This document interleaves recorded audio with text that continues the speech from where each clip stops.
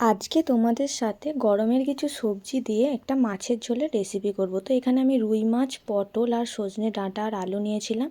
তো মাছটা আমি ধুয়ে ভালো করে নুন হলুদ মাখিয়ে নিয়েছি। তারপরে মাছগুলোকে আমি একে একে ভেজে তুলে নেব। তারপরে পটল, সজনে ডাঁটা, আলু আমি ভালো করে ভেজে তুলে নেবো। জানো, আজকে না আমি একটা খুব বড় ভুল করে ফেলেছি। মশলাগুলো দেওয়ার সময় আমি ওই ক্লিপটা নিতে পারিনি তোমাদের দেখানোর জন্য। আমি তোমাদের বলে দেবো কি কি মশলা নিয়েছি।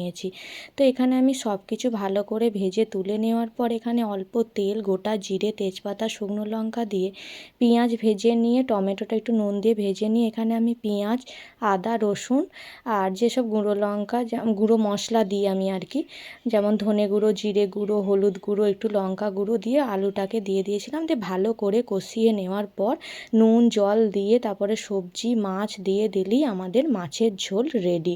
তো আজকে একটু ম্যানেজ করে নিও।